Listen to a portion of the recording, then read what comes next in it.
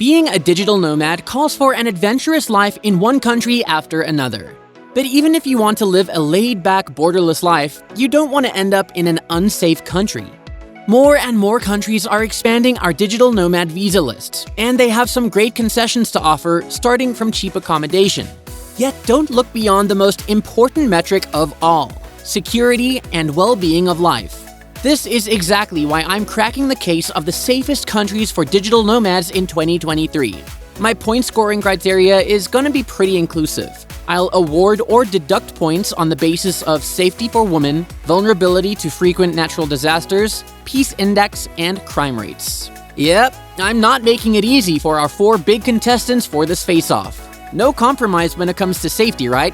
Now, let's start with this epic showdown. First up, the country that is an epitome of peace and calm, even if it is the home of the Vikings: Iceland. Iceland and peace go hand in hand for years now. The country isn't a popular hotspot for digital nomads due to its much tougher requirements. But does it take big points for being safe? And to fight off Iceland in this round, we have an all-rounder from the Pacific: Australia. Australia's beaches are a great charmer, and they happen to be quite safe for women even during the nights. Yet those sunny beaches could also compromise your safety. Gameplay. So, the world isn't the most peaceful version of itself today. From big transnational wars to small homegrown conflicts, there's a lot going on. Without batting an eye, Iceland is the safest option out there. It's virtually your Switzerland, except for the fact it doesn't have a standing army. That alone says a lot about the country. It ranks first in the Global Peace Index. Australia isn't far off though. It consistently ranks in the safest countries in the world. Now, some geopolitical hurdles aside, it has no active conflict going on. I know Iceland is a strong contender here, but I'm gonna have to call the peace metric a tie here. But safety isn't just about guns and conflicts, right? It's 2023, and natural disasters can disrupt even the most secure countries. I'd say in this duel, both countries are more or less on a level playing field. Yet this list has to do with immediate and recurring environmental-related threats. And gosh, epic tales of Australian adventure aren't without its wildlife and ocean scaring you off. No, I'm not just talking about life-size spiders. Australia does pose some threats due to its dangerous water currents, UV exposure, savage wildlife, and whatnot. Even if you're the most adventurous person living life to the fullest, you can't outrun that big riptide. Absolutely not. So I'm gonna have to give Iceland a point here for being safe and mellow. And it seems like Australia has another battle to fight here. Sure, it also ranks quite high like its contender when it comes to universal safety scales.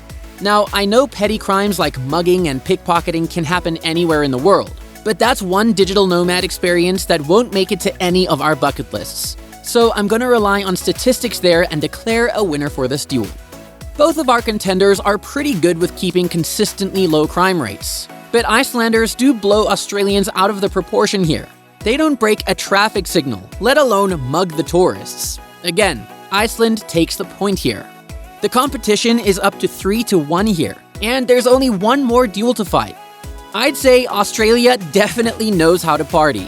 Those bars on the beach sides are a perfect spot to party all of your worries away. And you can definitely party hard. Icelanders mostly close their bars by 3 a.m. The nightlife just isn't always bustling, except for places like Reykjavik. But the most important question here is to ask if non-male digital nomads can feel safe at night. Well, here's the thing. Icelanders might not measure up to Aussies when it comes to partying after 3 a.m., but they offer something quite valuable. Women rarely feel unsafe in Iceland. I'd say Australia isn't a bad case either for women's safety, but the rising reports of gendered crimes is off-putting to say the least. Sorry, Australia, I'd have to deduct a point for this big L here. So the final score comes down to 4-1 for Iceland. We have our first finalists. I'm finding the safest country for digital nomads. My criteria for each of the 4 contestants is based on safety for women, crime rates, peace index, and natural disaster caution. Our third contestant doesn't need any introduction for its safe and peaceful branding. We have New Zealand in the house. Yeah, the home of the Kiwis isn't keen on bringing knives to a gunfight. It's rightfully earned its reputation for being a safe haven for its digital nomads. But can it keep up? And to fight off New Zealand in this round, we have an underdog hero straight from Southern Europe. It's Portugal. Alright, now I know you didn't see this one coming, but Portugal knows what it's doing when it wants its digital nomads to be safe. Even then, I'll be asking some hard-hitting questions from our newest contestant. Right off the bat, I can tell you folks that both countries aren't part of any ongoing conflicts, so that particular metric is out of the way for us from the get-go. As a digital nomad, you wouldn't want to worry about getting caught up in any of the ugly sides of politics and war-making. You're easily in the greenest zone here.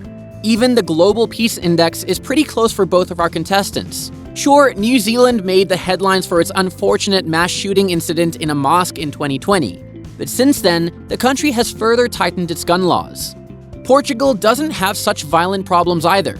Looks like we have another tie in a duel, and we've just begun. But now we gotta make things tough for our contenders and look at the crime situation in the country. In New Zealand, petty crimes like mugging, thieving, and pickpocketing aren't zero in busy cities like Auckland or Wellington. But with extreme caution, their possibility can be made very slim by any digital nomad. I'd say Portugal isn't far off either. Not only does the country have one of the lowest crime rates in Europe, it also remains high non-violent. Sure, you'll find instances of pickpocketing in Lisbon, but pretty much that's it.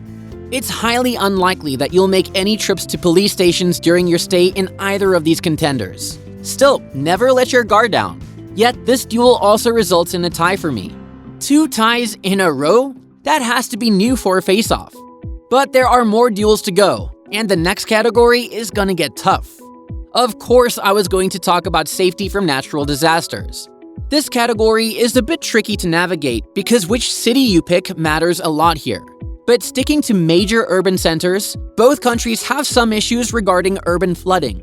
New Zealand's recent cyclone didn't fare well for the country. Auckland's flooding was dubbed as the climate event of the decade. Then there's a pressing issue of Lisbon getting flooded. It's a complete mess because certain parts of the cities get inaccessible due to disruption in transit. I'd say both countries are working on mitigating such issues, but until then, we gotta rely on recent data. That's why I'm not gonna give any of the contestants a point here. Nope, not today. So, everything comes down to safety for women, and I'd say it's a pretty close call. As urban centers are always bustling at night in Portugal, it gets easy for women to travel at night, or perhaps hit a bar or two. Nightlife for women won't be different in New Zealand either. So, simply banking on experiences of other female digital nomads on the internet, New Zealand would take a point here. Plus, the crime rates also happen to back this up for us. Final score, 3-2, and the home of the Kiwis is in the finale. I'm entering the finale to figure out the safest country for digital nomads in 2023. Each contestant has to fight on the basis of safety for women, crime rates, peace index, and protection from natural disasters. Our first finalist knows how to clean sweep when it comes to safety. It's Iceland. Seems like one unbeatable contestant, honestly, but I'll address some more metrics for outdoor safety. And the second finalist won a big fight to make it to the pits, New Zealand. The country has banked a lot on its low crime rate and friendly attitude towards women, but would it hold up in front of a contender like Iceland?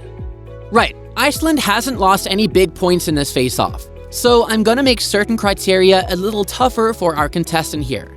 There are no legit security threats in the country, unless you're one of those sporty people who want to hike and play some tough sports, or if you're just in the wrong place at the wrong time.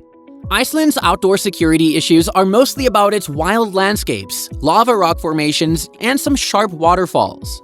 On top of that, the weather can also deteriorate in the blink of an eye, but you can just take a day off and have a me day in that case. That being said, the authorities are always on an alert and you won't face any immediate issues whatsoever. But looking at the recent situation, I don't think I can say the same for urban centers in New Zealand. Most areas in the cities were inaccessible, and the rescue missions had some issues as well.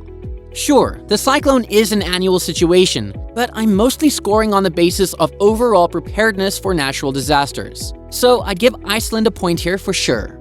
But now, the battle comes down to crime rates and safety for women, and these two metrics are often reflective of each other. Again, I'll have to sideline the peace index because both countries don't draw out guns at any given time. So the country that'll let a female walk safely after the evening dawn and wouldn't pickpocket you in broad daylight is Iceland. Those crime statistics are criminally low. Alright, I see the irony, but also, we have our winner. That's a 3-0 sweep, and Iceland is the safest country for digital nomads in 2023. It might be a little tough on the visa requirements, but hey, safety is priceless. GG to New Zealand for a tough fight, and shout out to Australia and Portugal. What's your opinion on this outcome? Comment below to let me know, and share your idea for the next video. See you there.